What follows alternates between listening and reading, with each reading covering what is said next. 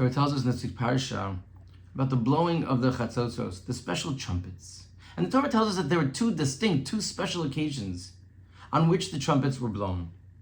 The first, when going out to battle, when going out to war, the Torah tells us, when there's going to be a war in your midst, against your enemy, you're going to blow the chatzotzos. Similar to the videos that we've seen, the precious soldiers, before they go into fight, blowing the shofar and davening to HaKadosh Baruch Hu, seems to be it's a sound of tefillah, a sound of calling out to HaKadosh Baruch Hu. But additionally, the Torah tells us there's another occasion as well. On the Chagim, on the holidays, on the Yom Tovim, when the Korbanos were brought, Uv'yom simchaschem u'modechem, on the day of your joy, uskatem b'chatzotzos, you also blow the trumpets. And on the surface, there does not seem to be any inherent connection between the two. However, the Ramban in Sefer HaMitzvos and Mitzvah Nun Tes counts both as one single mitzvah, which would seem to indicate that it's not just about the device, but that there's some sort of common denominator. There's something which binds both occasions, into one mitzvah. And the Maggid Mishnah is troubled. He doesn't understand why it is. It doesn't seem to be that there is anything which connects the two. Why is the Rambam counting it as one mitzvah and not two? Rabbi Avram Shor in his Lekach V'Alibov, he offers a beautiful understanding of the connection between the two, citing a pasuk in Tehillim from David HaMelech. In Mizmor Kuf Aleph, David writes, "LeDavid midor chesed u'mishpat ashira lecha." So it's a song to David, for kindness and judgment I will sing out to you. What does that pasuk mean? What is David HaMelech telling us? How can one possibly group both together? In the same sentence, I'm praising Hashem for his chesed, for his kindness, and also for his mishpat, and also for his judgment. They're diametrically opposed. They have nothing to do with one another. It seems that the principle that David HaMelech is teaching is that our reactions to whatever it is that HaKadosh Baruch Hu does, that Hashem does, and however we experience it, should be the same. Turning to HaKadosh Baruch Hu with praise and recognition. Certainly at the time of the heights of our joy, a song seems clear and appropriate.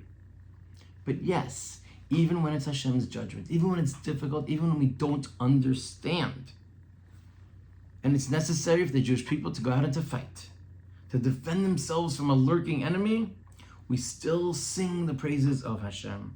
And that is the reason why the Rambam counts both situations of the Chatzotzos as one single mitzvah.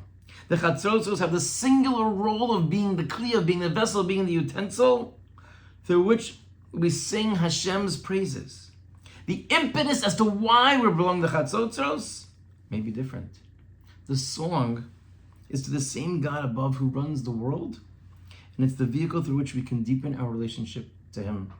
Shor concludes with a very powerful and penetrating idea. See, there are times in life when we become desensitized to what occurs in the world around us, and we're overrun with news, with tragedies, Rahman al-Islam.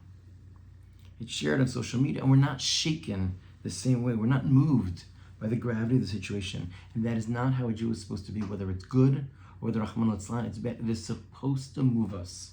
It is supposed to register. We are a sensitive people, and the plight of others is supposed to register in our hearts and emotionally move us. And then what? Then what do? Sometimes we need reminders. If we're not feeling it, HaKadosh Baruch Hu awakens us and He reminds us that everything comes from Him. And those reminders can come in different forms. It can be the chatzotzos that are blown in moments of difficulty, as we are experiencing right now.